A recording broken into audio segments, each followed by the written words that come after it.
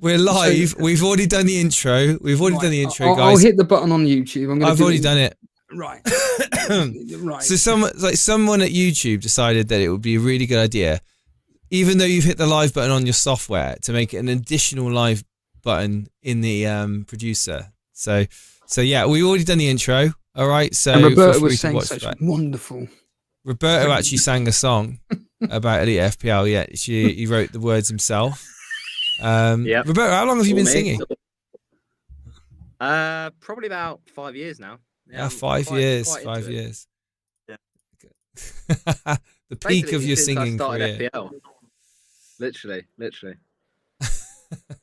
So, we have a guest on tonight. Steve-O arranged it all, so I think it's only appropriate that we get Steve-O to introduce the man at the bottom of the screen here. Steve-O, fire away. Well, I would have thought you would have said hello to the audience, but we'll do that in a minute. Yeah, I will do that. They're still filling up. They're still coming in. They're still taking seats. It's all good. To hell with them, because obviously you just recently watched that video of me going ape about a team from last year or the year before. If you haven't seen it, I put out on something, I can't remember what now, X, I think it was earlier on, about me going ape about, what was it again, you taking out of Nketiah or something, wasn't it? You basically hated the fact that I brought Mbeumo in after slating him last year. Took Nketiah out from Bramo, and then I did another Judas thing, in your opinion, which was I always slated Salah, saying he was useless, has been, and then I decided to triple captain him. He said that enough is enough, and how dare he? Yeah, it was, but also a multitude of swear words. Specifically the C word. Yeah, and the wanker. Yeah, it was heard a few times as well. But yeah, but actually this season Steve-O's has been quite mellow, because generally that's because I'm about 3 million places below him. So now it's just like, for pity's sake, come on, try and play the game properly, Jason. And every time I do a -8 or -12, you just shake your head, going, why? But yes, Roberto, go ahead and introduce our guest tonight, because I'm sure everybody wants to know who he is, and some of them might already know who he is. I think most people will know who Roberto is, but I don't need to introduce Roberto. I think, like I say, Roberto is one of the most active internet users I've ever come across, and he's a very legitimately big supporter of the show and a lot of independent content creators. I think I'm going to do him a disservice by not allowing him to introduce himself. Okay. So, Roberto, who are you? Where have you come from?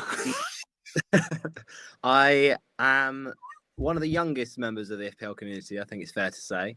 And I am a Watford fan. Dini has got it! Yeah. I'm a big follower, of course, of Juice. And basically my kind of community profile, I suppose, was launched into the spotlight because of the guys at Juice, the legends at FPL Juice, who basically, when I started watching them back in lockdown, sort of 2020, very early on, really, I think it was like a few months into Juice starting, I just was looking for content to watch. I wasn't that much into podcasts in general, but FPL Juice were the ones that really kind of got me, interested, because of their kind of comedic value, their punditry, all these different things they had on the show that really I could get involved with. And since then, really, it's just completely skyrocketed my passion for FPL. And yeah, absolutely love the kind of carrying on involvement with them, and just so much more of the game has kind of grabbed me in recent years than it was before. Before that, I was, as they would call it, a casual. But now I feel like much more of a engaged manager, as you said, Steve. A lot more engaged on social media, that sort of thing. So yeah, here we are today, and it's been a crazy journey. And to be fair, you are somebody that likes to participate in FPL Juice's in-person events, and also you like going to the FPL meets and whatnot. And do you want to just tell me as to what you get from the in-person experience? Because I've expressed my opinion about it 1,000 times, but I'd like to hear from someone else who does attend this a lot. And obviously you went to the Juice event recently on Saturday, and what you personally get out of it. Oh, absolutely. It is the be all and end all for me. I mean, the thing that unites us is all our love for FPL, and it's when you really like boil it down for what the game is, it's 11 imaginary players in a team that you make out in your head you're managing, and you're relying on the results of what that player does at the weekend. It's a crazy thing that we all kind of love, but the real important bit to me is the community, because that's the people where you can really understand people's perspectives, people's backgrounds, and also just kind of have fun conversations with people. And I think that is the key. It is having these conversations, because you don't really get a proper sense of someone from their Twitter profile or from their Blue Sky, whatever it is. You get the kind of sense of their kind of overall personality in these meets and in these, fests, for instance, like really amazing meetups. And it's so nice to kind of see that side to people that you wouldn't see on social media. So they're absolutely everything, Steve-O. And, the FPL Juice boys do such a great job of putting these five-a-side tournaments, these kind of end of season meets up together, because they just unite the community, and it's great to enjoy the kind of chaos of FPL together. It's so good to see it in person. And you have something in common, don't you, with Jason? The fact that you're both goalkeepers. Yeah. He's probably played in goal more recently than I have. Well, yeah, there is that. I mean, look, I've been a goalkeeper my whole life, really. So it's kind of like it's one of those things. When I was younger and I was playing for my team around like 9, 10, 11, and kind of I stopped playing around 14, 15 when I went to secondary school, just because of like time, being more busy and that sort of thing. But it never leaves you. Like once you start, and it's like the position you've just kind of thought, well, this is the position for me. This is what I was meant to do. And nothing like diving around. Nothing like it. Yeah, getting involved, and it's one of those. It's not an enviable position, goalkeeping. It's a tough one, but once you feel like that position is chosen for you, it's just what you've felt you've always been destined to do. So, yeah, it's fun, but it can have its.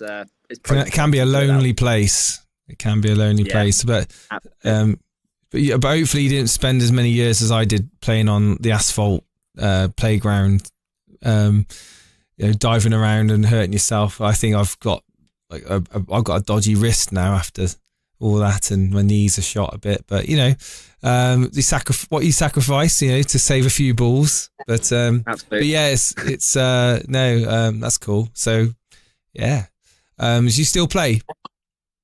Yeah, so I still play, and basically I have a five-a-side in my uni. Five-a-side, right, to me, is harder. Oh, it is. It is. It's than an 11-a-side. It's nearly impossible to keep a clean sheet. You can read the game when you're in 11 and v11 much easier than what you can in a 5v5. The ball can literally go from one end of the field to the other in like seconds, and it's like you've got to prepare yourself. Yeah, everything off the wall you've got to factor in. Like, oh my god, it can go wide of the post, but then bounce back in off the wall, and then another shot comes in. You've got to be ready. Like, it's just a completely different dynamic, and it's virtually impossible to keep a clean sheet in five-a-side, because there's just so many volume of shots. Although I managed last week to get a first clean sheet since I've been at uni. Like, it was the first time in ages. So it was it's very difficult, and it's not. Just watch your elbows on that surface. Like, do you play indoors or outdoors? Outdoors, and it's like it's basically all the black balls. They just get in your shoes, they get in your socks. I played five-a-side indoors on what was like a basketball court, and it was just like, oh my god, like you feel everything when you dive on that. Literally. It was I'll tell you where it was, Steve. You might know it was in Paynton Community. Is it a community college? Yeah, I'm fully Paynton Community College. The sports all there. Yeah. God, yeah. That you arranged to film. Yeah. But yeah. So we got you on. We've got your team up on screen. We've got the people in the chat. I say hello to the people in chat. The Yellow Army. We've got FPL Samahimovic. We've got Firetog. He's messaged me on Discord. I haven't got back to him. How rude. I just realised that after loading Discord up for the first time in about 4 days. FPL Have a Beers here. Roberto, aren't you supposed to be on? Yes. Obviously, he came on in the chat before we went live. Gabriel DeRop, Animations is here. John Harris is here. Dan's here. Matthew Azayeshi here. Lord. We've got Scotty D, Lord. PK7, who made a very good point in the Patreon comments. PK7. When I talked about very, very quickly, the Dave Coote, the referee. I said that if it can be proved that he's been biased in his officiating, then it would be, a very serious. It'd be for the PGMOL and for the match officials as a whole. Not to mention, totally justified the way that he's basically been ridiculed. But then PK7 plug that Patreon. Don't give away the answer. PK7 turned around and said, "How can you prove the bias?" And it's a good point, because now he's going to be looked at under a microscope about all his decisions. But like, there are going to be things that he got wrong, and there are going to be things that we see week in, week out with Premier League referees, that they make mistakes. So does that now mean that every mistake he's made, if it involves a Liverpool, then it's going to be automatically like, well, hang on a minute, he's done that because he hates Liverpool? But I don't know if he didn't say he hated Liverpool. He said in the video he hated Klopp. He liked Robertson. So it's kind of like, I don't know. I just think he made a good point, PK7. Like, how do you prove bias? You can't prove bias, unfortunately. Shiger's here, Hans here, Daddy Paul's here, Mohit's here, Harry Dawson's here. We've got Noel here. Hello, Noel. Glad to be the newbie this evening. You didn't plug that Patreon podcast is a 2-parter, and it's free for anybody that just signs up to Patreon. So you don't have to be a paid member. You just have to go to Elite FPL Patreon, and then there are free podcasts available, including this one, which is watch Joe Rogan exclusive, isn't it? Just ask Jason anything, and Jason opened up a lot from our Patreons asking questions about Jason, and we spent 2 hours or so chatting. Oh. And apparently my microphone's too loud. There we go. How about now? It'll be Is fine. that better? It'll be fine. No, I'll turn it down. Is that better? Yeah, I'll turn it down.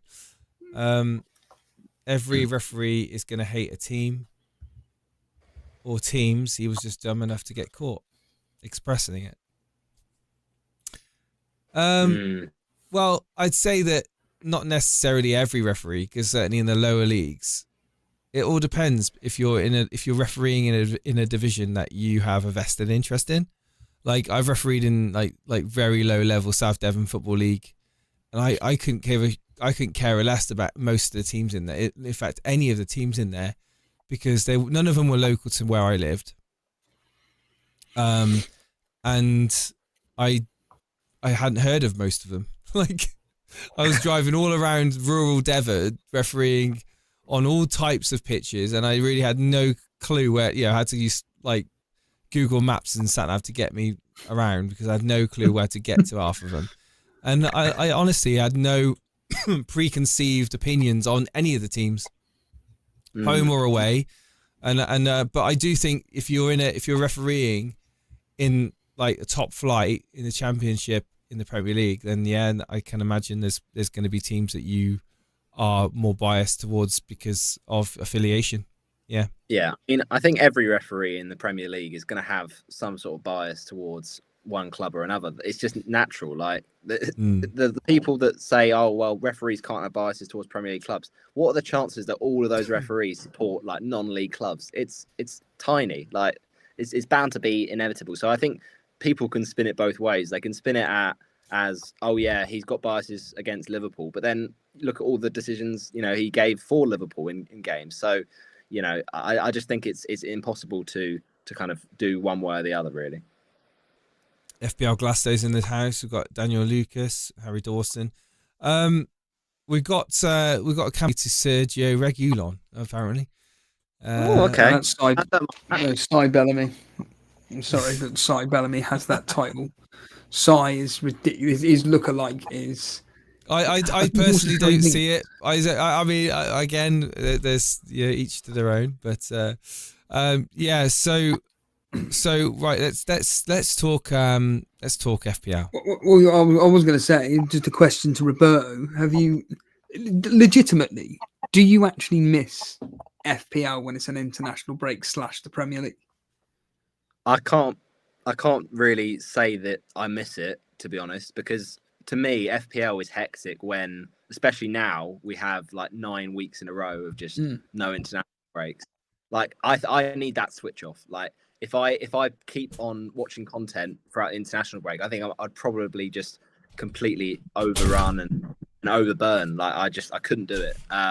So I'm relieved in a way, but it also means when you catch up with FPL, like I'm doing like these last couple of days, there is a lot more to catch up on, and it means you're almost a bit like you're not as orientated as you would usually be. You're a bit all over the shop because you're trying to just catch up to where everyone else is that have kind of engaged over the international break. So I think you kind of it's always trying to get that balance of switching off but not completely off, right? No, I mean, I'm somebody, whenever I listen into any form of content over the international break, usually it's juice, let's not mess about here. I do think in my head about just doing a live stream and just bringing on a guest, but it's just, as you'll be aware, doing your own podcast, getting on guests at the click of the finger is just nigh on impossible. And do you want to just tell us about your podcast? Because how long have you been doing it for? Is this the first season or is this the second season that you started doing it? Yeah, so this is our second season. We started doing it kind of end of September of 2023, really. And it was weird how it came about. Like literally the first year of me being in uni, I had kind of early introductions to the course, and I was quite busy, and I had a lot on. My confidence levels when it came to the course wasn't that high, and so when it came to doing like extra curricular stuff, I probably wouldn't have thought of doing a podcast.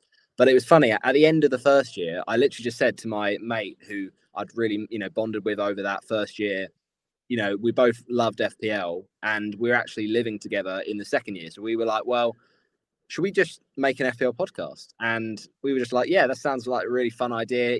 We're both doing sports journalism, so making this podcast is going to actually benefit not just our own enjoyment of the game, but also our courses, because we're doing kind of like a lot of the skills that we're doing on our course, like editing sound and that sort of thing, all the technical side around that. So yeah, we just thought it would be a really fun idea, and yeah, we started.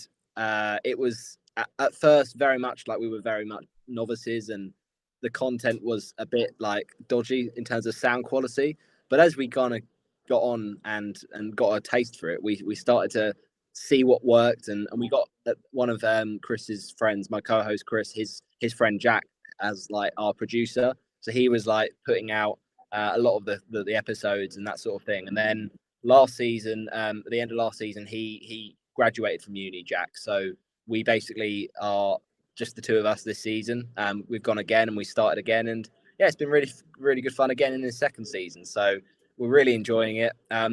We know that because of the kind of nature of our uni courses, we don't have loads of time to devote to it. So it's one of those things where we do it on a Wednesday evening usually, and then we'll schedule it for Thursday morning, and then that's kind of it when it comes to the content I produce in terms of like on a regular basis, because we just don't have the time really.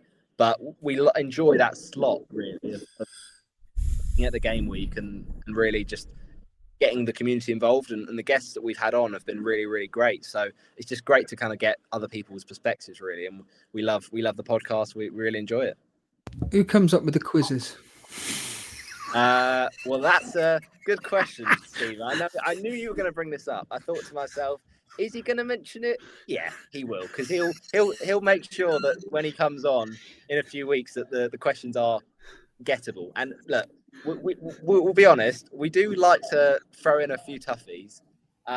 Jack, when he was part of the team, he would always be the quiz master.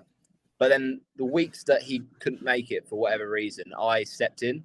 And so I've been the quiz master ever since, basically, when Jack's left last season. So yeah, I do like to make some difficult questions, but I have started to get better, I think, at like trying to balance the difficulty levels and making it fun and competitive. So I try my best.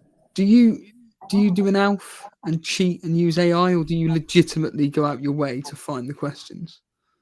No, I legitimately go and find the questions. Good man. And sometimes it can be like quite a laborious task, just because we've asked a lot of like questions already, and it's finding something different to ask. Like the similar sort of stuff will come up, so it'll be like, goalkeepers with the most clean sheets, or player who's scored the most for his nation, or for his for Africa, or whatever, for his continent. And then you'll sometimes see I forget certain questions that I've thought of. So then, 5 episodes later, I've got a similar sort of question. It's always trying to find those niche questions, those things that people haven't thought of. But yeah, I try my hardest, I guess. Steve has touched upon it, but you're doing sports journalism, right? So are you kind of concerned about AI and how that might be just basically a substitute for well-written articles, like in the future? Like, so because I'm pretty sure that journalists are now making the most out of ChatGPT to help edit their articles. I mean, and in a lot of cases, it's like, the way I look at it, it's great if you use it as a tool to kind of tune what your content is, but when you're using it to literally write the whole article, then I think that could be a serious problem. And it's kind of one of those. I definitely think AI is a massive issue. I also think that like journalism in general, like there is a lot of doubt around journalists and like the reputation of them. And that's why I think it's in the gutter at the moment. Oh, it is. It has been for a while, but that's the problem. It's like, that's why I think it's such an important thing to get into, because like verifying your sources and having information that's like definitely been double and triple checked and also articulated in a way that is actually newsworthy. Like you can put together a story that doesn't seem, that interesting, or maybe could have ethical issues, but if you deliver it in a way that is ethical and has got all the legal checks to it, then I think it's important to deliver that in a reliable way, and the role of journalists is always going to be massive. So yeah, and I've got such a passion for sport and for football in general, that it's a nice kind of hybrid between those two things, really. So that's does your course kind of cover that aspect of like the journalism and what you've just said, essentially the integrity and the the touching into AI and things like that, and like what a good example is and what a bad example is? Because I think the best journalists will use a bit of AI to enhance, and I think a lot of industries will use AI. There's no shunning it. There's no like denying it. It's not going to go away. I don't believe. And I think, like I said previously on this channel, and I know people have said it, is that the people that are work with it are the ones that will probably keep their jobs and get positions in companies, whereas the ones that deny it and like almost like go like almost like deny its existence, there would be stuck in the history sort of. So I don't know. I think it's interesting, especially from a younger point of view, going into education, learning a skill and a career. That what your perspective is on it, because obviously AI has come in to FPL quite a bit over the last couple of seasons. Lots of people rely on it, and I guess having the right attitude will be vital, really. Yeah, absolutely. It's so important to come from a place of authority and come from a place of like trustworthiness. I think that's so key when it comes to like contacts and delivering this information, and it's got such a nice like transition into FPL, because we've all kind of been burnt in the past by these team leaks that have not been reliable, and that's the thing. It's about verifying your sources and making sure that information you kind of put out is verified and worth tweeting about or posting, etc. Yeah. Okay. Steve-O, you were about to. Did I interrupt you? Were you about to go on some sort of a flow? No. I was just going to say about the fact that obviously you're going to sports journalism. Do your course or your lecturer know that you're doing a podcast? And if so, do they embrace it, or do you just kind of hide it away? No, that they know all about it, and they say it's a really good way to develop skills, and it is producing content. I mean, producing content, full stop. Whether it's a podcast about, I don't know, writing, or a podcast about karate, or a podcast about snorkeling. It doesn't matter what it is. But in regards to being a sports journalist, and FPL is obviously a big thing around it, analysing data, isn't it, at the end of the day? And it's analysing football and trends of football. And when you're reporting on football, which I've done for my course, and worked with Lincoln City and all these Lincoln clubs, you have to have interview skills that you need as a journalist, right? You need to interview managers after a game and players after a match, and put together like match reports and that sort of thing. And that for me is processing what is relevant and what people want to watch and want to listen to. So you've got to kind of find the right angles, and I think that's also the case with FPL, right? If you are a content creator, you want to find the things that will draw the most engagement. So you have to kind of angle it towards what you think is most interesting, and you have to try and find a way to really deliver that on a big scale when it comes to journalism as well. I think also being true to your beliefs and your, what's the word, Jason? You used it on the Patreon the other day. You're trying to be real and honest, and not trying to conform to what. Transparent. Yeah. Being open and honest and transparent with your audience. Like people, because like a lot of people insult, or there's a lot of content creators over the years, and I can think of many, and certainly influencers on X and other social media. They're very quick to insult their audiences, especially mainstream media. Like mainstream media insult their audiences, and like the omission of facts. They don't necessarily lie outright, but the omission of facts can cause serious damage to reputation of individuals, organizations. Going back to what you're saying, Roberto, I mean, about journalistic integrity, getting all your facts right before you write an article. Yeah. Because people will cross-check you, people will note you, and all it does is damage your brand. Because even though you might work for a company, you still have a brand as a journalist. You are as good as your word, as your reputation. Yeah. And completely true, Steve-O. I mean, it's that transparency is easy to lose, hard to get. Yeah. And it's all about who you know, right? It's like people say, it's who you know, not what you know. It's if you build up a reputation and you've got a good following of other journalists, then the chances are, if you write a story that maybe could be like on the kind of edge of being controversial or ethically challenging, the chances are those other journalists will back you up, because you've built up a strong relationship with them, and therefore you've got more routes to kind of negotiate that situation. Whereas if you're a kind of a lone standing journalist that doesn't really have good connections, and you put a story out that people are kind of getting offended by, you've got no one to back you up. You've got no one to help verify that. So I think it's all about connections, and ultimately what I want to get on and do, which is a passion of mine, is football commentary. That's my kind of route in, really. I'm thinking with sports journalism, because if you work with like media teams at clubs, I mean, I've done stuff at Watford FC, which has been really fun. Writing for the program and that sort of thing. Which for my own club to do it for my own club, that's like a boyhood dream. Literally, it's literally get involved. Yeah.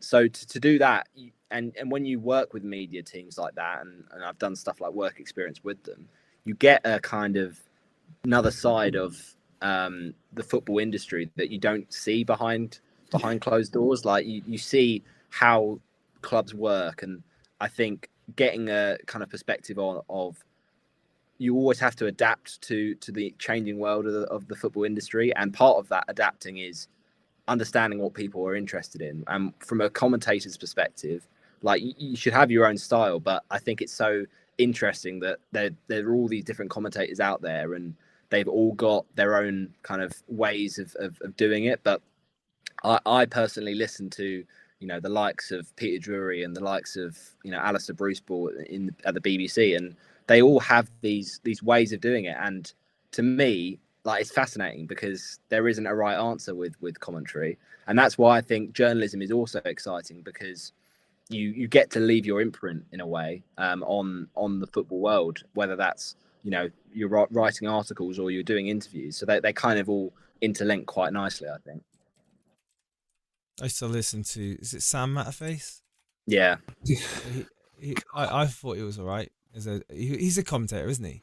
Yeah. He used to be good, but I'm talking when I was at Exeter Airport. When I was at Exeter Airport, I used to listen to him all the time. So that was a good 10 years ago.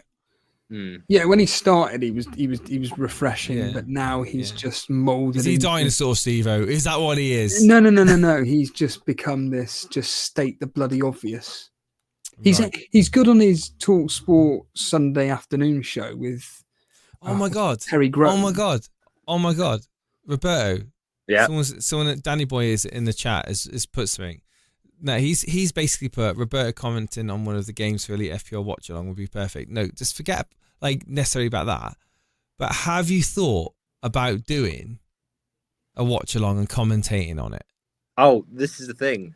That's the best way to kind of develop the skill. So it's one of the things I've done in the past. I think from an FPL point of view, it's heartbreaking.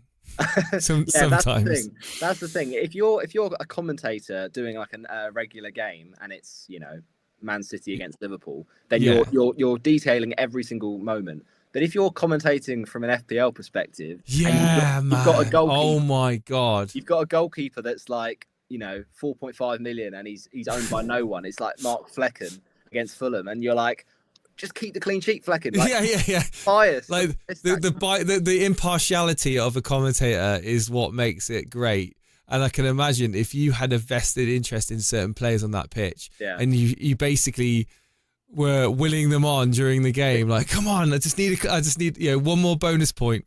Well, it's like funny the back of your head. It's so funny you mention that, because FPL, like, it does ultimately like seep into commentators' like thoughts. Like you hear, I think it was the Arsenal Brighton game a couple of seasons ago. That game where Stupinian like scored the monster haul and he scored a goal at the Emirates. I'm pretty sure Chris Sutton was commentating on that game as a co-commentator, and when Stupinian scored, he just lost it because he knew the impact it had on his FPL team. And that's the funny thing about commentators, that even commentators now, they're all kind of playing FPL, and so as much as they don't necessarily want to always show it, as you say, they want that impartiality.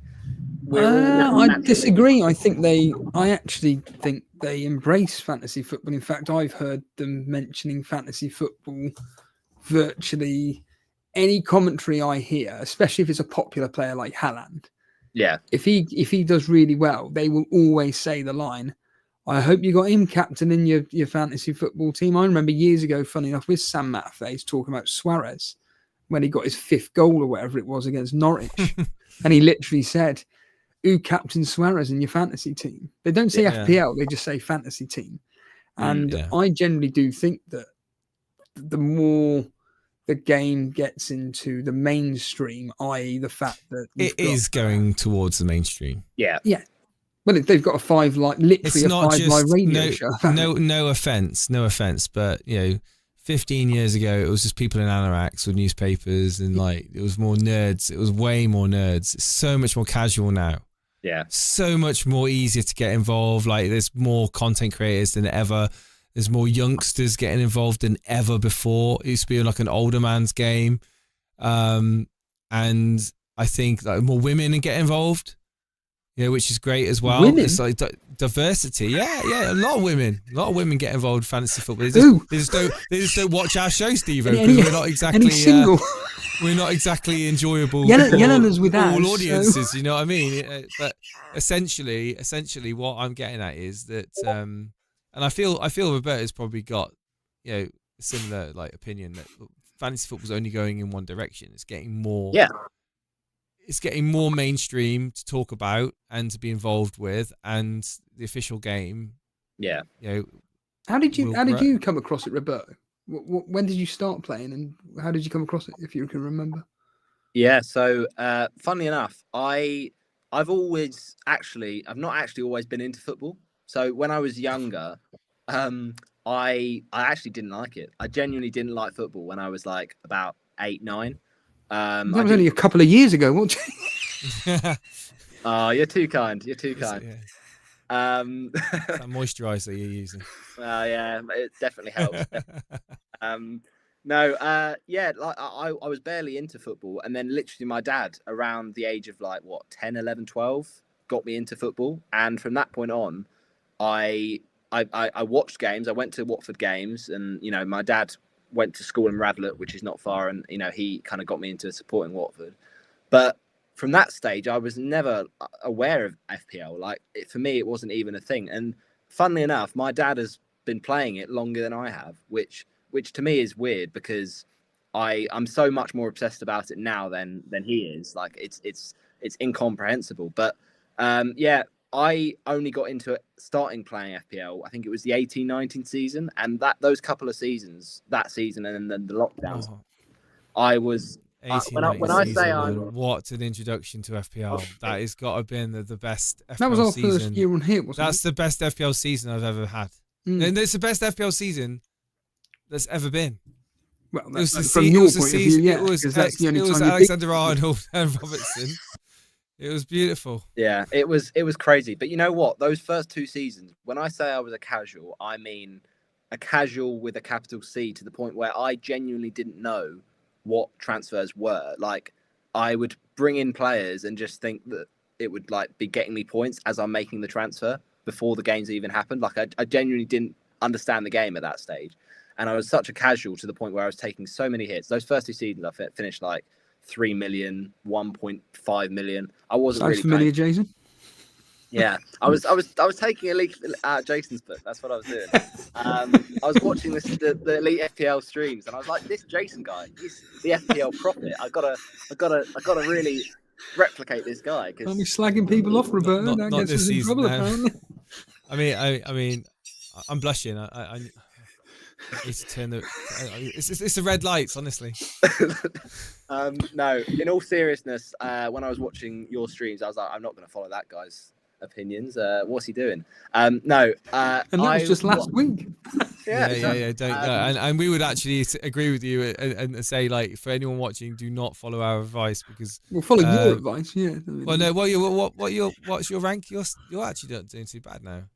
You like 600k or something, Steve-O? Yeah, about 550, I think it is, something like that. Yeah. Steve-O can actually say that he's a genuine FPL pundit. I just want to catch dread at the moment. Okay. Yeah. What's your rank? What's your rank, Roberto? Yeah, so I've had a stinker this season. So I basically only really got going. I've only really got going the last couple of weeks or so. When you say stinker, what do you say is a stinker? Well, this is the thing. It's not 3 million like I was in the 89 season, but it's also not in the top 500k like a lot of good managers are so far this season. But it's very. Thank you, Roberto. That's very kind. Oh, you're very welcome. Very welcome. Hang on, Steve. Wind your neck here. All right, you're only 90.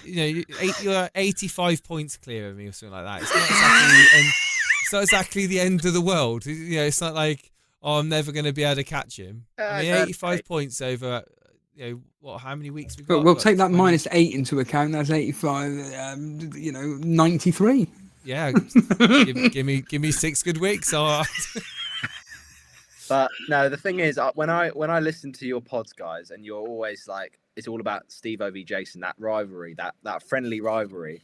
I compare it to in that second season in 1920 when I had another bad season, but that was the season that I basically told my mate, who's also a Watford fan, about FPL, and I basically got him into FPL, and now he's actually more of an addict, I think, than I am, which is crazy.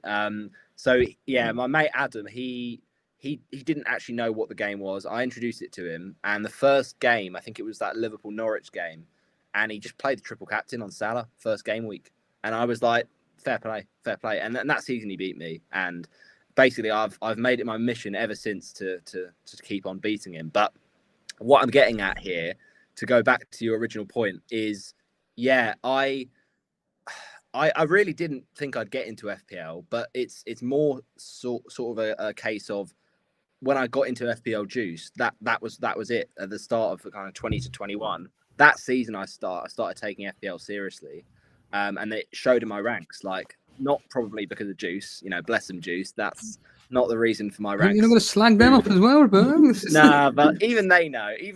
That's common knowledge that entertainment is the reason. To be fair, it probably improved my mental health, but FPL advice, I don't know. But anyway, that's where it started getting better, and I finished inside the top 300k that season. Then the next season finished around like 100k. Season after that, finished in the top 18k, and then last season, pretty respectable 78k. So that's what I mean. Like, it's been a gradual process, and I've only really got hyped about FPL since FPL Juice. They're the guys that helped create that hype. Kieran here, evening pal, he's saying here, I'm loving the chat, blah, blah, blah. Seb Hutchinson is someone that he enjoys. He says he's the best for me in allowing moments to speak for themselves and describing, emphasizing, but never suggesting or showing an opinion. Seb Hutchinson, who is he? Roberto. Yeah, so he's basically, I actually quite like him. I think he's kind of quite the underrated commentator. So he's done a range of things, really. I mean, he's worked on like the World Cup, like Champions League, but he's well known for doing like Premier League as well. And I think he's been on Sky Sports. So yeah, he's a solid shout. He's a bit more left field. Not many people would pick him out, but I like the shout there from Kieran. I think he's definitely one that should get a lot more kind of praise than he does. A lot more. Sorry, every time I see Brian Badonder, I just keep doing the impression of when he was on phone tracker. Yeah, Brian Badonder. And I always keep thinking about the scene when he's doing an art show, and it's my art show. No, it's my art show. No, it's my art. No, it's my art. Please, my art show. It's mental. Going on to this season so far, Roberto, are you actually enjoying it? In fact, are you now? It's your second season doing the podcast. Are you finding it easier, more difficult, because you're feeling a bit more maybe under pressure now, because the fact that more people are aware of the work that you do? How are you finding now we're up to game week? Well, we've passed game week 11, going into game week 12. How are you finding it? Yeah, that's a really interesting question, Steve-O. To be honest, like the stuff I've done with Juice, like I haven't been regularly for them. Obviously, there was a stage I think I did some stuff as the Watford like juicer and producing content for them. But back then, obviously, it was early on in the season, and then the juicers kind of stopped because they stopped doing that. Sending in content every week was a tricky one. And I didn't feel the pressure around then, because that was kind of one of the best seasons I've had, where I just, every transfer I made, I didn't even think about it. I just went with my gut, and it was a good season. This season and last season with the pod, I don't think it's a pressure necessarily from doing the podcast, but more so I want to like go into those episodes in a good mood. So it's more of a thing around, I don't even know if it is mental health. I think it's more just to feel happy.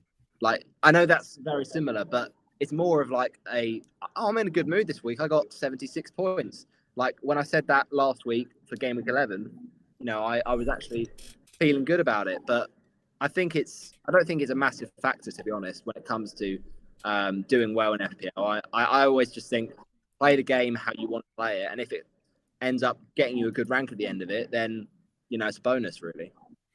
Well, talking of your upcoming game, Jace, you may want to mute something because it's all a bit echoey at the moment. Wait, what? It's all a bit echoey. Roberto's gone a bit echoey at the moment. I don't hear any echo. No? Okay. Do you hear only your echo, Roberto? There was, but there isn't any now. There we go. It's gone now. It's now literally I think gone. it's when you unmute your microphone because it has to adjust the levels again. I think it must mess So- around with some of the audio. You got your team up. I'm assuming, Jason, you got his team up on screen? Yes. Yep. Quite a few flags, 3 of them being non-injuries at all. They're all fine in Palmer and Burmo, Semenyo. So we've got Flecken in goal, Gabriel, Trent, Semedo, Palmer and Burmo, Semenyo, Salah, Rogers, Isaac, Cunha. You're going with Salah captain. And on the bench, we got nobody goalkeeper, and then Wood, Poro, Lewis. Mm. The simple question is, have you got rid of Trent Alexander-Arnold? Well, that's the transfer I intend to do this week. But I want to get 100% confirmation he's out because I look at that and think that was the fixture I was holding him for. And if he ends up being fit, then like it will be his last hurrah for sure. He'll be gone after Southampton, but it could be a week that he just punishes sellers, I think, that have gone early over the international break. So I don't think he's a good long-term option at all. You know, he's not delivered for that price tag and he's just not showing the same level of creative influence he previously did. And you can get just as good of an attacking option in that Liverpool defence like a Van Dijk or a Konate for cheaper. So 100% he'll be going after this week. But I think I could just roll if he's confirmed to be fit, to be honest, because I'm happy with the rest of the team. And I'm pretty well set up. All I need, I think, is a bit of consistency this season because I've had a bit of a long slog where I've got a good game week and then another bad game week and then a good it's hard to go anywhere this season with me. Like I've not really gone inside the top million yet, but I'm hoping at 1.2 million at the moment that I can really get back-to-back greens because that's been my trouble this season, having that consistency. Are you set on the Salah captaincy? I think so. The only thing that would maybe put me off is if, we started to think, with, the congested fixtures coming out for Liverpool soon, Salah might get subbed early in that game.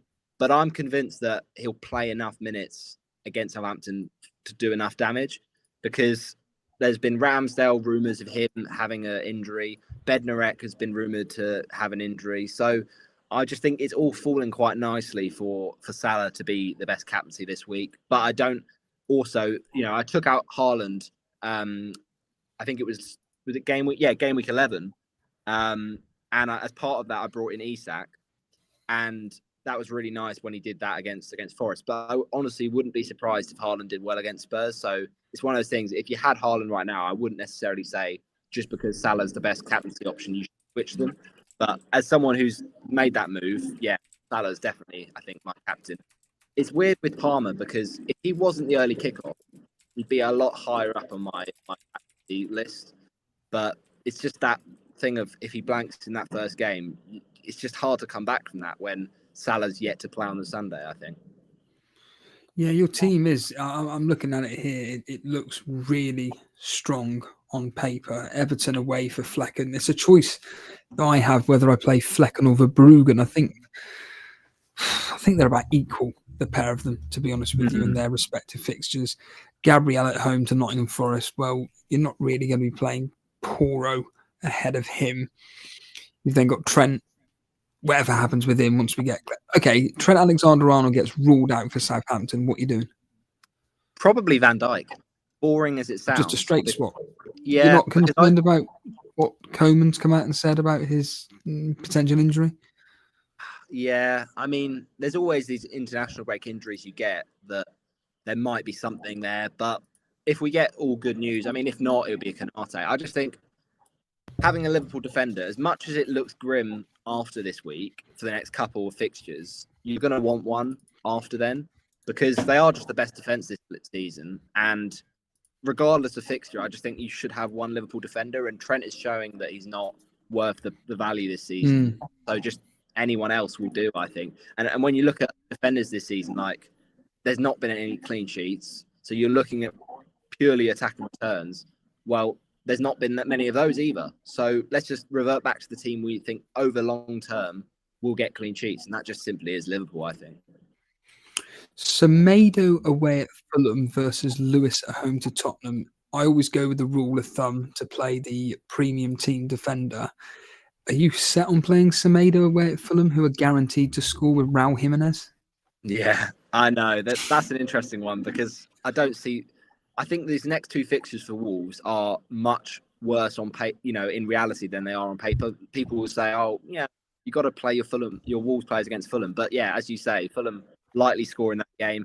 I just think Semedo is one where I like his attacking threat. I know that a lot of people have gone for Ait-Nouri, and that was a bit of a differential punt I went for. And luckily, Ait-Nouri's not punished me too much other than that Brighton game the last 2 weeks. So he's got attacking threat. Now, I know with Lewis, he's also got that. But I just think Spurs are pretty much guaranteed to score in that Man City game. Guaranteed. We'll hold you. That's what I think. That's what I think. Because it's Man City's defense. So, and they always let one in. But with Lewis, I think he has got a bit more hype than he necessarily needs to get, because as good as like Vardiol has been from attacking returns perspective, they're just not a good defense. Mm-hmm. So Fulham, yeah, they'll probably score as well. But if they both concede, and I look at Semedo and his chance of attacking returns, I think quite a picture with that one. And I prefer Fulham over to Tottenham, I think. So then your other decision is, do you play Wood over one of your midfielders? If not, Cunha or Isaac? And the answer is you made the right decision there. So we've got Palmer and Burmo, Semenyo, Salah, Rodgers, and then Isaac and Cunha up top. Salah the captain, like you state. I'm pretty certain that you're going to go with Salah captaincy. I don't think we're going to be able to persuade you otherwise to go with potentially Palmer or Isaac, who have got very good plum fixtures. I think Isaac probably nicks it ahead of Palmer, but I think Salah's the safety pick in your team at the moment here. But yeah, you've got a really good midfield five, and they've all got, maybe not on Burmo, but Palmer, Semenyo, Salah and Rodgers have got really good fixtures for particularly good returns.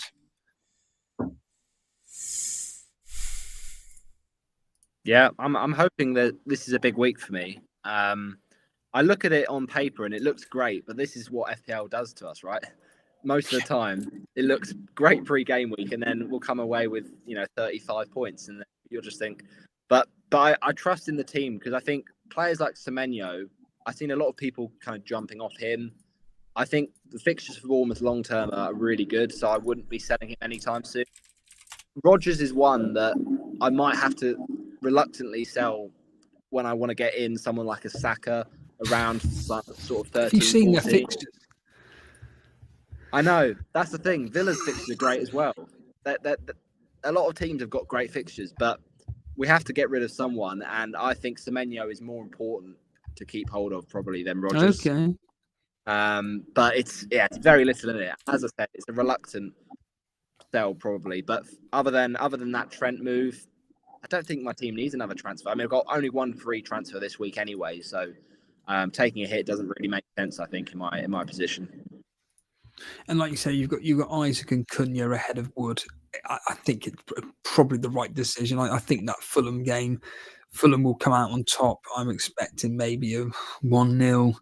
2-1, something like that. Nothing that impressive. But there's a small chance that Cunha may come away with more points than Chris Wood, to be frank, because Isaac at home to West Ham, a team that are leaking goals.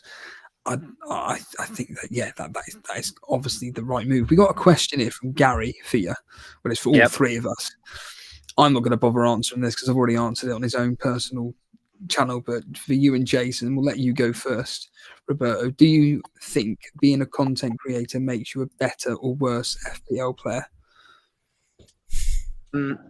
I actually think it makes me a worse FPL player, and I'll tell you why. Yeah, I know that might sound weird. I agree. Why? But I agree. It's because you almost question yourself more when you think there's like people listening in or watching in.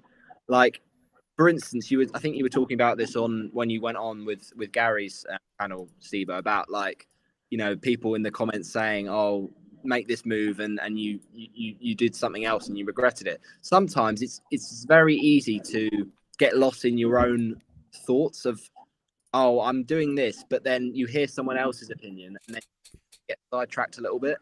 I'm the same, that when I hear a lot of podcasts in the week, like the amount of times that I've done something because I've heard it on a podcast, and not necessarily just because of that, and I've not followed my gut, but it's almost a 50-50 decision, and I'm happy either way. And then that slight change has made the difference. So I think when it comes to my own content, although it's the Former Sempre podcast is quite it's not as mainstream as you guys or any other content creators, but I still think subconsciously, even though I don't want to admit it, it probably does play a role. And I think back to that season that I had one of my best finishes.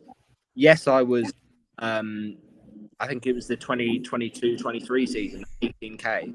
Yes, I was watching Juice, but I wasn't producing content for them. And then the season after, I dropped down to 78K. So I just think maybe that has had an effect, but it's probably minimal, to be honest. Jace, same question for you. Well, this season I'm playing the game differently, but in general, I think when you're under the pressure of talking about FPL in front of an audience and to other peers, you are more prone to be swayed and basically follow different lines of thought, because you are muddying the water as to if you were playing it just purely as a solo player. Like I completely agree with what Roberto is saying, and I know what you said in the past about it. The more you consume, the more that you engage in discussion about FPL, and that as a content creator, you especially with a live audience, especially not so maybe just as much as people that record, but especially with a live audience where you've got instant feedback as to what your decision-making process is. As a human being, we are always looking for, what's the word I'm after? Vindication for it, like, or approval and, essentially reinforcement of our decisions. I think that's just a human trait that you find in all different walks of life. And to be told you're doing something wrong, or to be told that something else is better, the resisting that urge to actually reassess and change your mind is very, very difficult. Yeah. But this year I've said, what the hell? I'm playing it really casually and I'm taking hits like it's going out of fashion. It's not working, but you know what? I don't care. I'm having fun. Yeah. I'm having fun this season. But I know if I was really like looking to play it safe, I would be in a much better position purely by default, because I would just follow the template. I wouldn't take any risks. I wouldn't be taking minus hits, and I would just be really safe, but I'd be really bored. So, it swings and roundabouts. Like for me, this season, I'm just having a bit of fun. Next season, I'll start again with a whole new strategy and maybe get a bit more serious. But, it is what it is. Absolutely. You touched upon it in the Patreon podcast, didn't you? Do you want to actually bring up your team, Jason, and tell the audience what you've done that may not have listened? Oh, in? yeah. Yeah, not everyone knows. Well, while you're doing that, a lot of this discussion is being brought up on Gary's channel. You've probably heard of it through other means. FPL Have a Beer. Me personally, did a 2.5 hour long conversation with him, split up into 2 parts. A very open, honest conversation about everything in the world of FPL content creating. And he's done various other interviews with members of the FPL community. Joe from FS Scout, for instance, the one with Nick Triggerlips was released today, and various other people. And it's just FPL content creators opening up. And I'd like to think that, Gary, you'll be inviting Roberto on And just, I think what's really good about them, because you've listened to them, Roberto, all of them, I'd like to think, and like you say, they're just open conversations with content creators which are trying to create some form of valuable content, to one for a better word, for us. I think they're fascinating. They're so fascinating. Like, to get inside people's minds, especially on the mental health side of things, like to see what people are doing and how they got into FPL and how it affects them on a mental health side of things. Because I think it all affects us in varying degrees, and we don't necessarily get that picture from their content they create. So yeah, fascinating conversations. And yeah, I messaged Gary, and he's said he's really happy to have me on. So I'm really looking forward to chatting everything with him. No, it's good to hear. Jace, is your team up on the screen? It is. Good. Do you want to tell the audience then what you've done? Danny Welbeck in for Hoyland, who was a 1 week punt that never really did anything. Surprise, shock, horror. Kevin De Bruyne comes in for Mbeumo. And then we've got the Chelsea goalkeeper Sanchez coming in for Raya. So Robert Sanchez in for Raya. We've got Sanchez, 8 Nori. Oh, I'm yawning because it's that boring. Sanchez, 8. Boring. I think that... No. I wasn't serious. I'm just tired because I work a lot. I was in the snow. And do you want to know what I was doing? Go on. How inventive. Today we took a delivery of 13 cubic meters of concrete. And it was snowing, freezing. And if anyone knows anything about concrete, do you, Roberto, know anything about concrete? It's not the best. I got conditions. No clue. So concrete is amazing. Okay. The chemical reaction that takes place to create solid concrete slabs or platforms is basically refined to it. It's beautiful. The chemistry in concrete is beautiful, but that's by the by. I was in the freezing cold weather, right? Freezing cold with a poker and a shovel and a rake, with my colleagues on. It was a 16-ton JCB tipping concrete into a pad, and I was raking it out in the pouring snow, and I think to myself, I've got a podcast tonight. And we actually did it. We did it. I mean, we were like, oh my god! And this, when I'm poking it, and all the juices rising to the top, and it looked really good.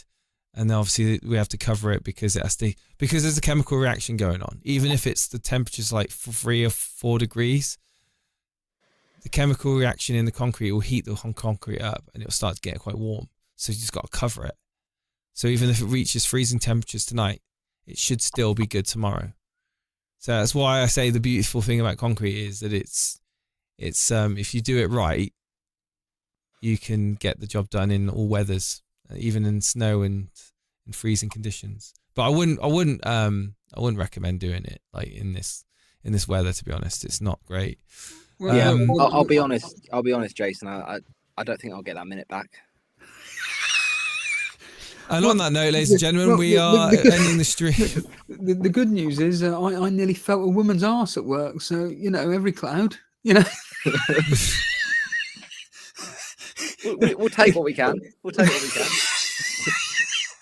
I mean, I had to force her into my car, but still. Give us a squeeze, love. No. Oh, see you later. Well, at least we can't get demonetized. I don't think we've been monetized. Yeah, that's what I mean. We'll just continue the shadow band approach to this, but no, we'll also continue with your team, Jason. No, my team. So I've got Sanchez, 8 Nuri, Gvardiol, Gabriel, Saka, Bruno Fernandes, Palmer, Salah, De Bruyne, Raul Jimenez, and Danny Welbeck. What do you think of the De Bruyne pick, Roberto? on a -4. Yeah, I was about to say, what's the thinking with that, Jason? Because what this season has convinced you to think that he's going to play enough minutes for him to be worth owning? It's happening. Let's just see what happens. I'm waiting for my mic drop moment. It hasn't happened yet this season, but it might happen next week. Who knows? I mean, what's convinced me? No, to be honest, the fact that Pep Guardiola is needing results is the Man City are in a bit of dire straits at the moment. For me, in the midfield, they are very much lacking creativity. De Bruyne brings. I feel if I was Pep and the 75% fit De Bruyne, maybe even a 65% fit De Bruyne, I think I'd want to play him. I would be tempted to start him and play him for 60 minutes, 60, 70 minutes, and just, as opposed to hoping for the best and bringing him on in the 70th minute for 20 minutes. I mean, it could happen. But I just feel that Pep knows he needs De Bruyne, and I think the more minutes he can give De Bruyne without risking him, the faster he can get up to speed and get match fit. Now, it's a risk. I know it's a risk. It's an eyebrow raiser, but the rest of my team is strong enough to give me points in the event that De Bruyne doesn't do much for me. So I'm confident with the positions I've got and the players I've got. Even like Bruno Fernandes, I'm excited from a Man United point of view. For Amorim and Bruno Fernandes, I feel that there could be a resurgence in Bruno's form. I'm hoping that anyway. It's I think a lot of people are looking at Man United and have them on their radar at the moment just to see what happens. Saka, Palmer, obviously I don't think they're problems, but Salah will be my captain this week. So for me, I'm not going to captain De Bruyne, so it's not going to be something like I'm... What? You don't have Haaland though, do you? So Salah, mate. I said Salah's my captain. You've got, that's what I mean. You're not forced into this choice between the two. No. Yeah.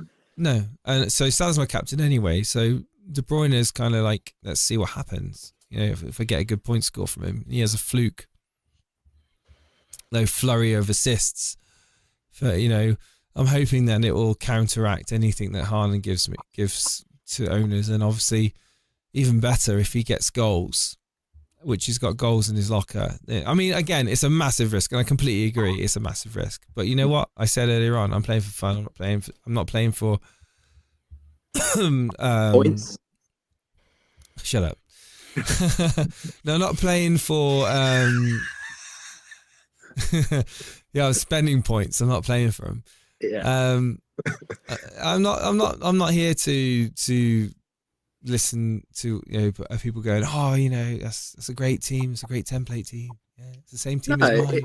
It's how you should play. Vibes FC.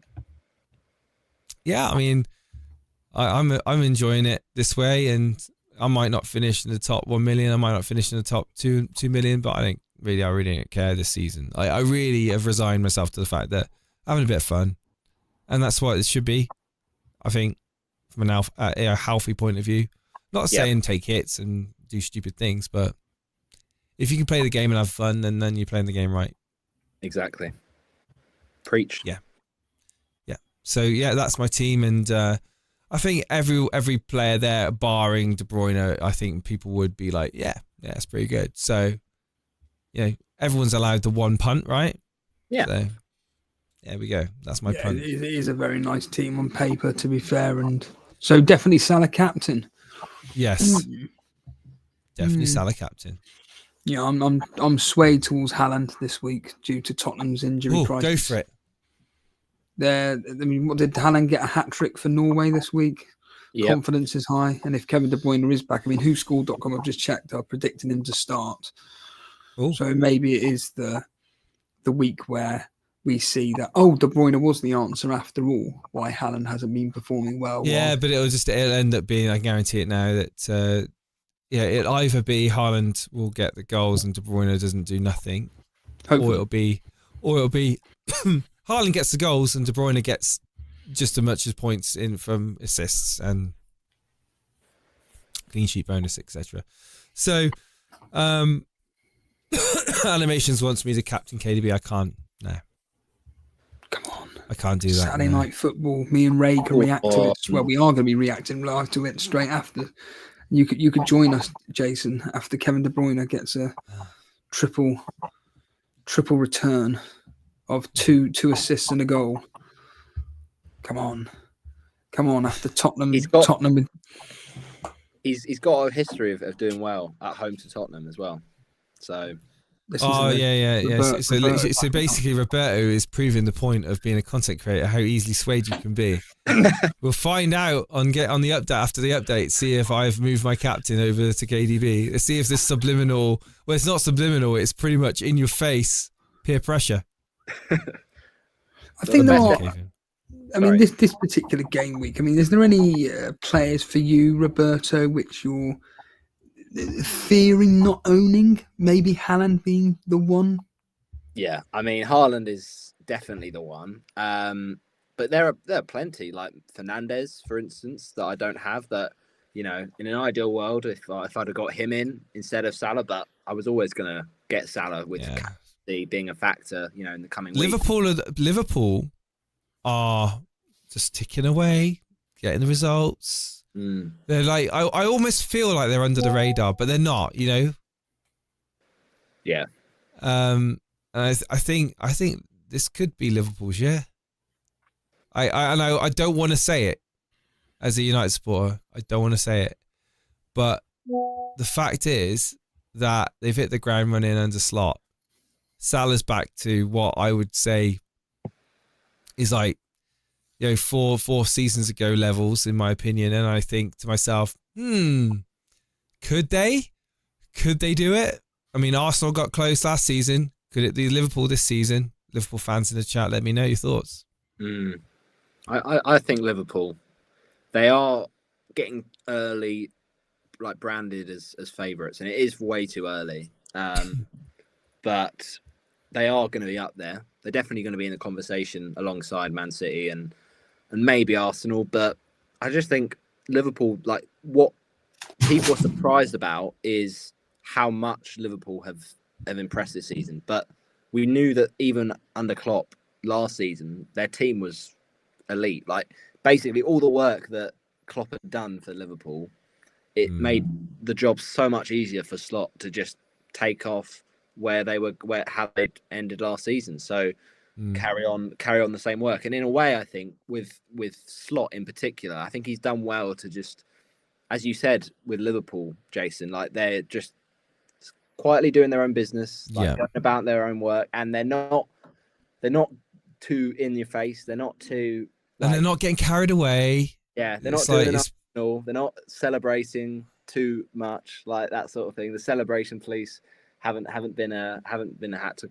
come out. So yeah, I think Liverpool are very good, and Klopp, he was obviously always, you know, when it came to celebrating wins and he was always in your face and gave it a lot of passion. Whereas Slot is very much the contrast to that, where, you know, after press conferences he's not that animated, and he just has a lot of calmness. Yeah, he's calmness personified, and I think in a way that's a tactical thing from Slot, because I think he's thought, let's keep doing what we're doing, but not basically upset too many people, make too many bold kind of actions to where people would start questioning my behavior.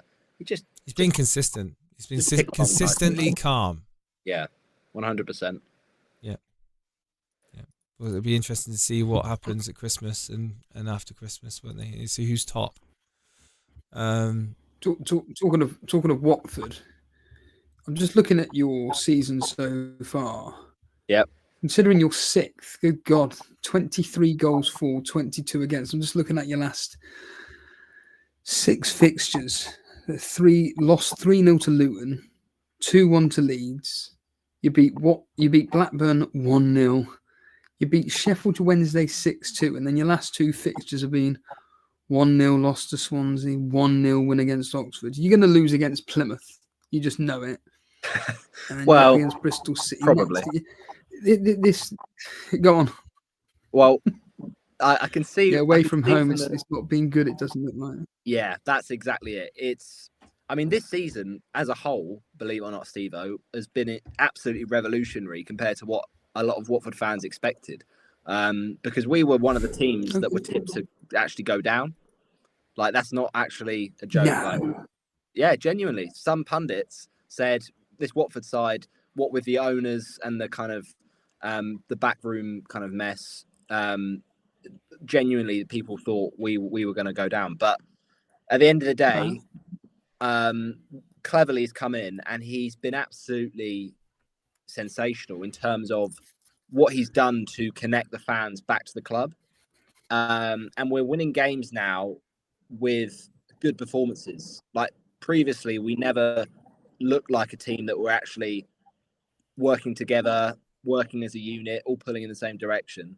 But this season, we've certainly done that. And yeah, as you say, the away form has been dreadful. But by contrast, the home form has been magnificent. We've had the best home form in the Championship, and we're in and amongst the kind of conversation of those playoff places. And did I think this by this stage of the season we'd be sixth? I thought we genuinely would be around 15th, 16th, 17th. So it's been a massive surprise and a welcome surprise. But yeah, what we need is now a bit of consistency with our away form, because we're just a completely different team when we go away from home. Talking of Tom Cleverley, I'm still bitter from 2 seasons ago when the game looked like it was going to end 0-0 between us. It was absolutely diabolical. And then Tom Cleverley shoots from outside the box and he just squeezes through. I'm just like... Yeah. And we lose 1-0. I'm still bitter. I need to get over it. It's no good. It's no good absolutely thinking about previous results. Because to be honest, Steve-O, our record against you is shocking. Like, we never seem to win up at your place. I mean, I think there was one season, 18-19, but generally we are pretty poor when it comes to going to your place. I'll have a quick look. Jace, do you want to just quickly bring up the fixtures and then we can close out with our predictions on the games? Well, I just quickly check the history. They're already up.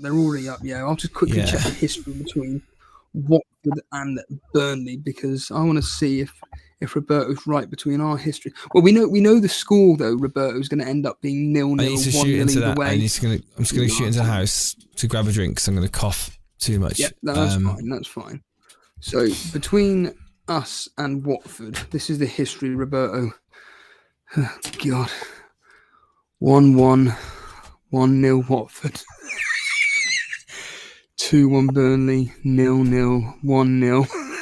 They're always riveting games. And 3-0 Burnley. So it's a bit...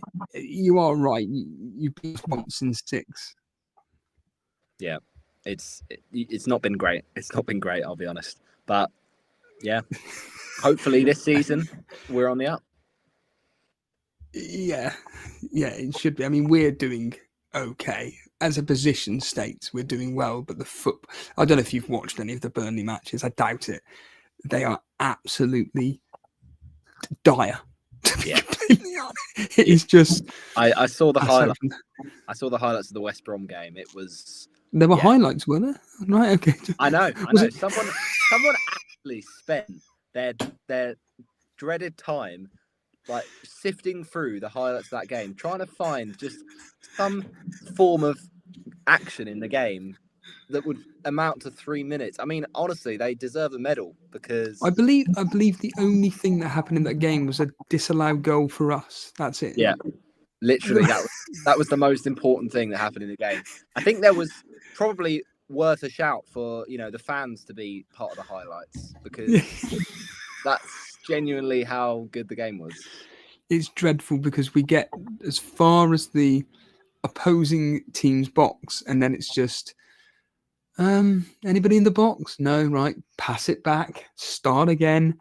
It's just, if we just had a couple of players that actually made a decision to just run into the box and get their head onto potentially a cross, brilliant. But we haven't. We got nobody, and we're just plodding along. I do believe that we will be promoted this season, but then unfortunately we're going to get relegated again, because there is no way we are staying in the Premier League with that type of football from Scott Parker. Of course, Scott Parker is notorious for his, with the likes of Bournemouth and Fulham, where he's done well for the clubs. Yeah. But then once he goes into the Premier League, it's the usual story. The club isn't backing me with transfers, no money. So unfortunately, I can't do anything. And then it ends up with him being fired after like a couple of weeks and whatnot. What is it here? Han versus animation saying about that. Yeah, it has no relevance right now. And what's this here? Matty Winalot saying we're playing a Game Boy game and just want 3 points for each. Too early to be thinking if you're going to be winning the league. Well, I think that the reality is that you can kind of get an idea of what's going to be happening across the by just looking at how teams are playing right now. He's referring to Liverpool, by the way, Roberto. Yeah. And I think that looking at Liverpool, they're performing exceptionally well. Slot's got a calm head on him, seems to be making all the right decisions. And to be completely honest with you, I think like every season for the past 2 or 3 years, Liverpool are going to be right up there. And I do think that the way Slot is rotating his squad and essentially managing players, I think there's a very, very high chance of them winning it this year. Yeah, I generally agree with you, Devo. I think they're just a well-oiled machine. Like they know how to recover from injuries. They know how to win games even when they don't necessarily play amazingly. Like I remember that Villa game. Did Liverpool dominate Villa? No. They had chances, don't get me wrong, but so did Villa.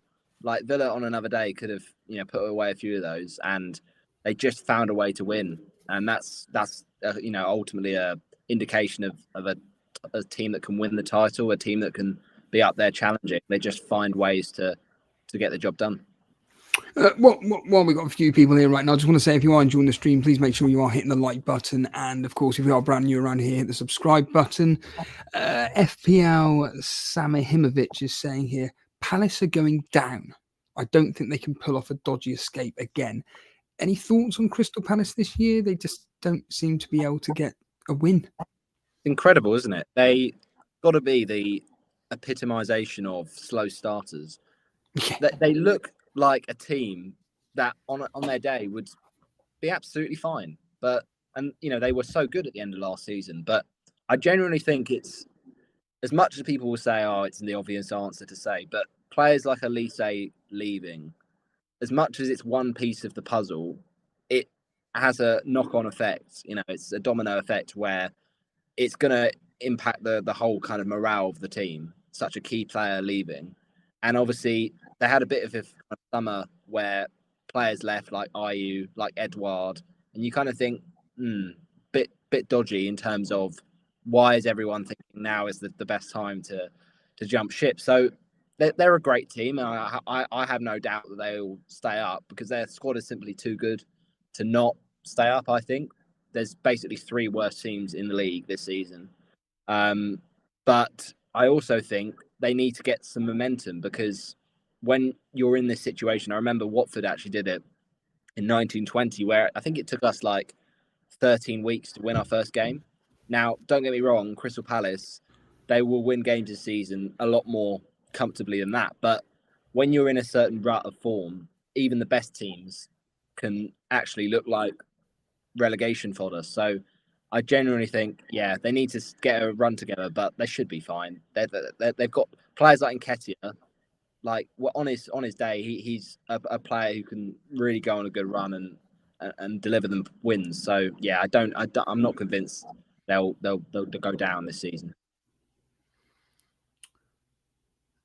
Jason's saying here, Steve-O read message. Steve-O read message. I don't know. Why aren't you even on the stream, Jason? What's going on here? Samihimovic saying, I think Wolves are better and Palace down with Ipswich and Saints.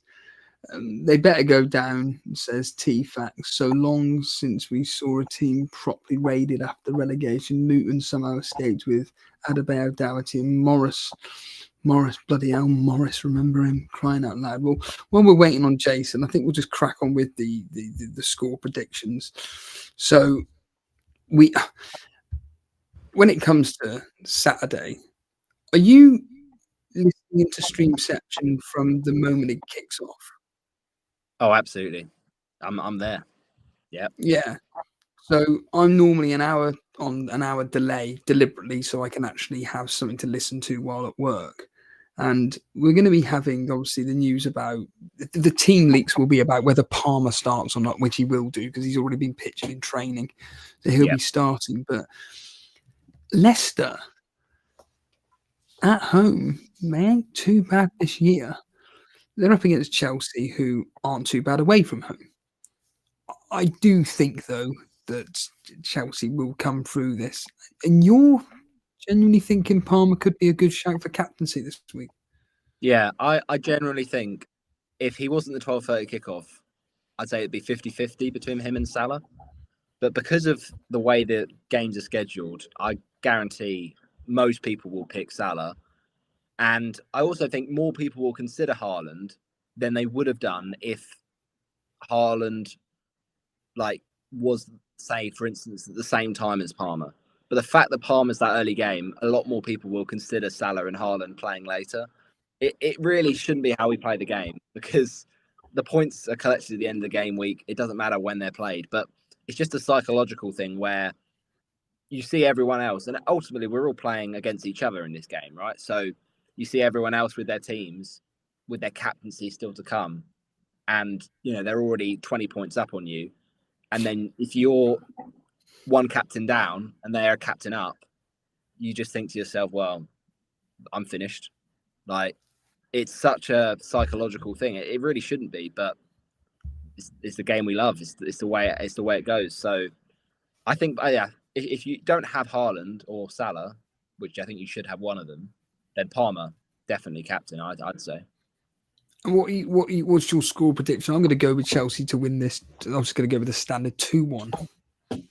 Yeah, I think it will be tighter than people think because Leicester, as you say, I mean they've been quite good in home games this season. They got a draw against Spurs and they obviously beat Bournemouth, who are a side that really doing well this season. So I don't think it will be a walk in the park for Chelsea. I think Chelsea will concede. I think 3-1 Chelsea, but it won't be an easy game for sure.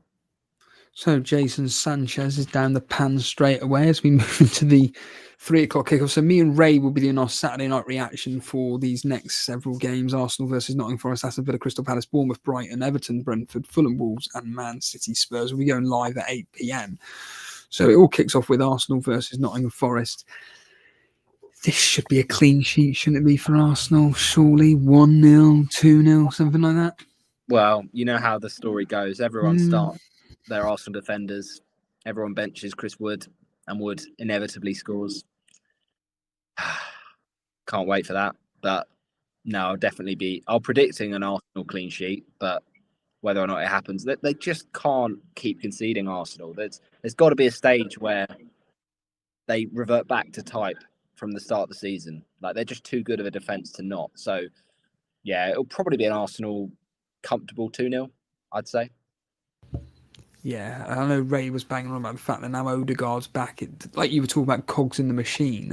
Yeah. It then means tactics slightly change and certain players move back into their preferred positions. So yeah, I'd like to think that Arsenal will keep a clean sheet. This is going to be an interesting one. We're just talking about Crystal Palace, obviously. Aston Villa at home to Crystal Palace. We've had the international break. Morgan Rogers has just signed a new 5-year contract or whatever it was. I think Aston Villa get through this pretty comfortably here. But Aston Villa always seem to concede against these lower teams, despite the fact that Crystal Palace can't score. I'm going to go with Villa here to win 2-1. I think you're being generous for Palace, to be honest, because I think Villa could pummel them here. I think it could be 4-0. Wow. Yeah, I feel it.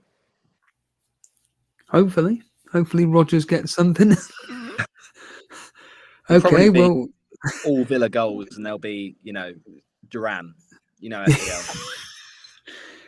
Well, the next game will be interesting because obviously team leaks on Saturday, we're all going to be wondering if João Pedro plays. Now, I brought in João Pedro for Delap and all manner of reasons, mainly being for the money, and I think Pedro's probably going to go up in price finally tonight.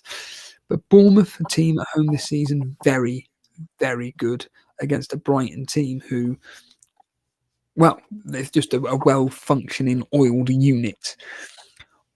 I think this could be a high-scoring game. I'm going to go with a 2-2. You know what? You stole the words out of my mouth. I genuinely think both teams will score. I think there'll be more than 3 goals. I'm tempted to say 3-3, just to be different. I think this could be a cracker. Yeah. Does Pedro start, in your opinion, or does he just stick with the same team that played last week? That's the question, isn't it? No, Pedro starts. I think it's interesting because obviously Brighton have got so many options, but the thing is that when you look at what Hertzler has said about Pedro, he's bigged him up as the most important player so much, and I just don't think he'll want to go without him. Even if he's off the bench, I just think he's too important to not get a start. So I'd be confident he starts. Yeah, I'm hoping so. Although obviously Pep Guardiola came out about Lewis, how important he was to the team, and he benched in the following game. You couldn't make it up. But I don't think that the Brighton manager is the same. I think that he's being genuinely serious, and the fact that Pedro came off the bench and did what he did last week, inspiring Brighton to a Brighton win against Man City. I think that should hold well for Pedro owners. Now here we go. Here's the decision here. Do I play the Flecken goalkeeper or Flecken in goal against Everton or for Bruggen? Both teams are going to concede. I'm probably going to go with Flecken like you. I know you're forced into it because you've only got one playing goalkeeper. But this game, Christ almighty, Brentford are terrible away from home. Everton are just Everton.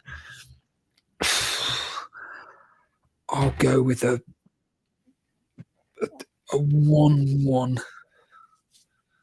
It's tricky because it's hard to remove any sort of bias with this. As a Flecken owner since game week 6, and he's not got a single clean sheet, I'm willing every single nerve in my body for you to play Verbruggen. Because Flecken doesn't do clean sheets. That's not his game.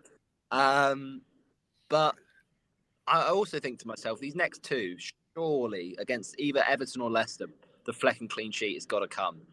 Because it's been 84 years and it's about time something happened. Yeah, I will say 1-0 Brentford, but it's probably my delusion speaking there. 1-0 Brentford. I've already told you what I think of the next game, Fulham versus Wolves. Raul Jimenez will get his standard goal against his former club. But so I said 2-1 to Fulham, maybe even 2-0. You thinking Fulham get past Wolves pretty comfortably here? Well, I think Wolves will score, but I do think Fulham probably win. Like, I look at this and say, on paper, yeah, Semedo doesn't look great. Ait Nouri doesn't look great. It's just a matter of how many Wolves lead, I think. Fulham are just a great team. There's no two ways about it. I'll say 2-1 Fulham, but I don't think the scoreline will necessarily reflect how dominant Fulham will be, because in home games this season, Fulham are just so much better than away. So I think it's a key discrepancy. This season, their home performances have just been so much better. Yeah, I really rate. Marco Silva's just top manager. Yeah. Let me move on to the kickoff, Roberto. What are you thinking on Man City at home to Spurs? Oh, without Haaland, second week. It worked for me last week when Haaland got 1 goal and got booked, but I don't think it will work for me this week. I think I could get punished. I think Haaland might genuinely get me, slap me hard, and that could involve 2 goals. And I'm worried that Salah will just be a damp squib against Southampton, because FPL is a game that, on paper, captain Salah against Southampton. But I think City score at least 3 here. I'll say 3-1 Man City. See, I'm like you with Aston Villa versus Crystal Palace. I'm having a feeling here. I've got no evidence to back this up whatsoever. Man City to score 4 or 5. I think Spurs' injury list could cost them. Yeah. And I'm really hoping that Pep Guardiola with his team this week going into this Spurs game is really, really important. And I really want him, hopefully he puts out a message to the Premier League that, okay, we lost the last 4 matches. We're back with a 5-0 win. I'm going to go with, 5-0. I think it could be an absolute battery. To be fair, it could be Davies and Dragon as the Spurs partnership. So I don't think that's a bad prediction at all. I'm just hiding behind the sofa as a non-Haaland owner now. Well, like I say, I'm hoping that I'm most likely going to be captain in Haaland, and I think just mainly because of the fact that the way Spurs play could fall into the hands of Man City. We then move on to the game that you will have a captain in. It's the following day. It's Sunday. Yep. It's going to be Southampton at home to Liverpool. Go on, Roberto. Is Salah going to match Haaland this week? The thing is, I look at that game and I think it could be a great game for Luis Diaz if he starts. Because, that Southampton team, especially on the wing, on the kind of fullback position, it's just so weak at stopping crosses. Like that, I think there was that game against Newcastle, the first game of the season. Like every single time that Newcastle had opportunities to get balls into the box, Southampton didn't stop them. And I think Liverpool will do that. And this is why I think it could be a great game for Trent if he's fit. It's got to be a 4-0 Liverpool. 4-0? Yeah. Good heavens. Am I surprising you with this? Well, I've got some good news for you. Is that the history between these two is extraordinary. All in Liverpool's favour. They've won every single match barring one, and that involved 4 goals. So we've got a 4-0 Liverpool and a 4-4 between these two. Incredible. 4-4. I'm going to deliberately look at this game here. That was the last time these played each other in the Premier League. Yeah. And Roberto Firmino got a goal along with Jota, Gakpo, and Jota again. Salah got an assist in that particular fixture. All right, and if you remember that game so well, Roberto, let's just do a quick quiz because I shouldn't really be on this website because it keeps crashing. Who scored 2 goals for Southampton? Was it Sulemana? Yeah, this quiz has ended. How the hell do you remember that? I've never even heard of him. My memory is weird. Like for simple things like, did I have cereal for breakfast yesterday? I won't remember. But when it comes to Southampton forward in 2023, I'll remember it. Honestly, it's weird. That is, in fact, we've got talking to someone that sounds like Salaluma or whatever his bloody name was in there, Samahomovic. You are right that with the goalkeepers being out for Southampton, will that play into to Liverpool's hands? I think it could. Have we got any idea of who will be in goal for Southampton then? Well, I guess it would be you. McCarthy. Would it? Or is it McCarthy? It might be Bazunu. Possibly. Right, okay. But, yeah. Not 100% sure. Well, Trigger Lips is here. Hello, mate. He's just saying, yeah, you definitely had cornflakes for your breakfast. Well, moving on to Trigger Lips' favourite player of the moment. It is Ipswich at home to Man United. Do you know what? I do think Man United win this game. I don't think it's going to be that easy, though. It's obviously this new manager's first game in charge. I do think they'll put on a performance here, but I do think it'll be a lot tighter than we think. And I'm going to go with Man United to win this 2-1. Did you give a prediction for that game? No, you're right. I didn't. I will go with a Liverpool win of.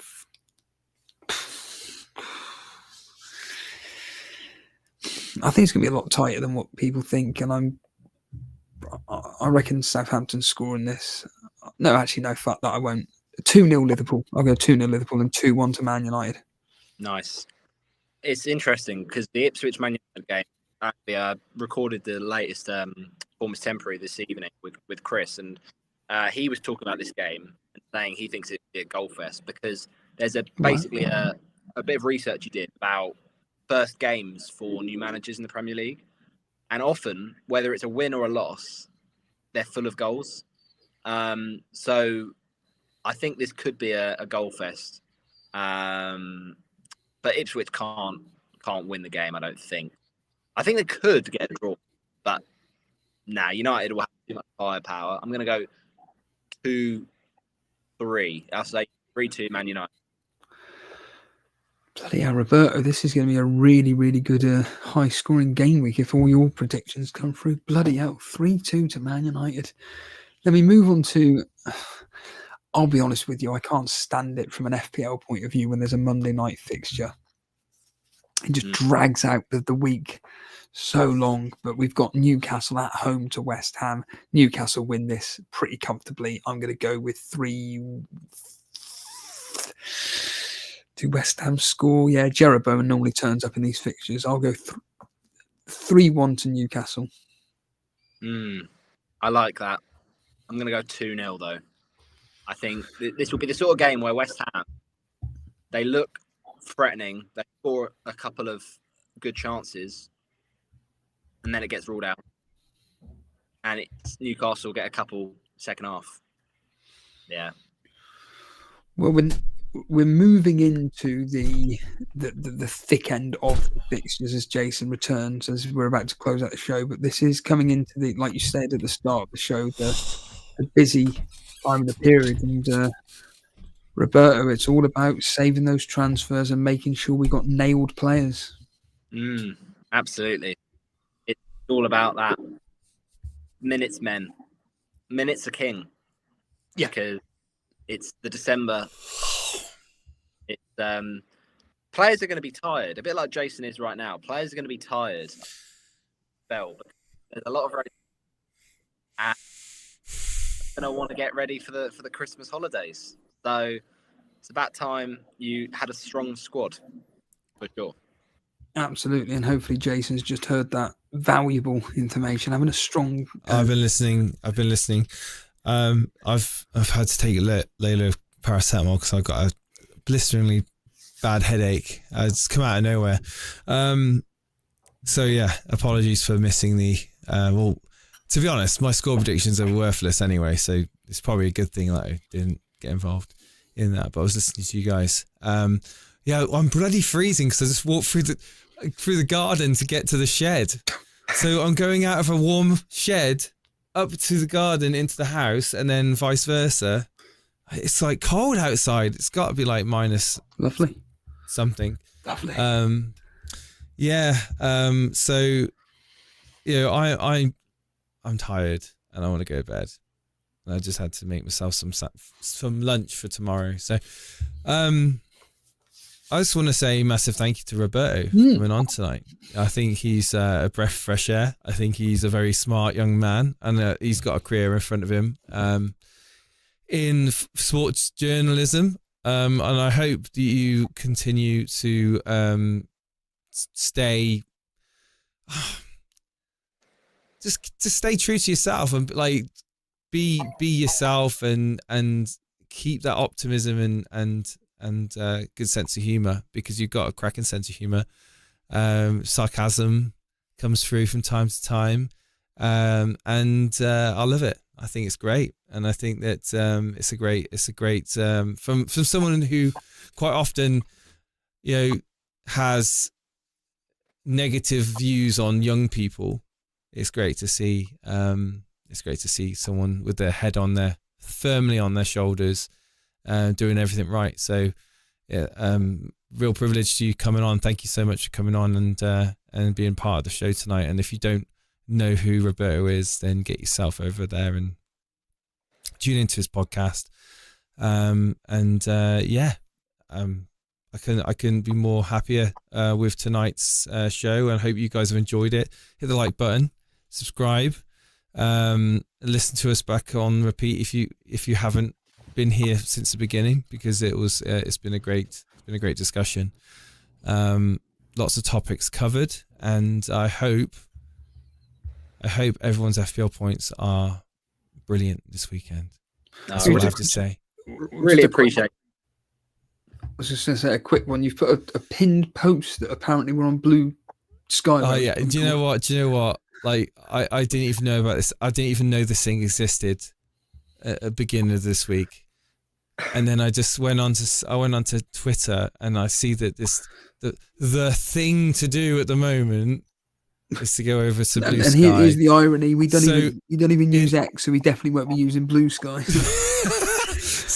So I'm more active on TikTok. My attitude is like, let's just make an account just so that no one can claim the handle Elite FPL, and then that's and then I don't know, maybe I'll post once a week, I don't know, but we've got some followers on there already, Steve-O. We've got some ardent followers on Blue Sky, catching up to our Twitter following already. No joking. But yeah, pretty much everyone in the chat's on Blue Sky, it would seem. But yeah, thanks for those who have followed on Blue Sky, and thanks for everyone that's on X and supports us on X, is watching us on X. We love you guys. I think we had like 68, 70 people on X watching the show. We've got a decent amount of people on YouTube. Last I looked, we were like 90 odd. Probably gone down since I talked about concrete, to be honest. Which is all fair and good, all's fair in war. But yeah, I have not much else to say other than thank you for everyone, and thank you, Roberto. Steve-O, close out the show, and I was just going to say, simply put, if you have enjoyed the stream, please make sure you are hitting the like button. Of course, make sure that you are subscribing if you are brand new around here. Enjoy the content that we bring you on a weekly basis. Obviously, this Saturday we'll be doing our Saturday live reaction with Ray, and then obviously we have Sunday surgery on Sunday, all at 8 p.m, always the same. Make sure if you are wanting to support the channel, whether it's financially or not, you can join our Patreon, which is at Elite FPL on Patreon, and there are free podcasts on there occasionally, and there's definitely one that you need to check out, which is the latest one that I've put out there. There's a few of them that have been free over the international break on Patreon, especially the one where we did an interview, if you want to call it that, with Jason. So it's Ask Jason Anything. Can we chatting, and it's in 2 parts, so you'll be able to listen to it at your own convenience. You just need to sign up to Patreon, whether it's free or paid. It really doesn't matter. It's available there for anybody to listen to, basically. Other than that, I can't think of anything other than what Jason said, other than we'll see you on Saturday. And thank you for Roberto for coming on. And appreciate it. Thanks. All right, Roberto, we've got a thing we all have to wave to the cameras, all right? Yeah. So after 3, we're going to wave and say goodbye. Ready? 1, 2, 3. Bye, everybody. The Teletubbies. You're waving.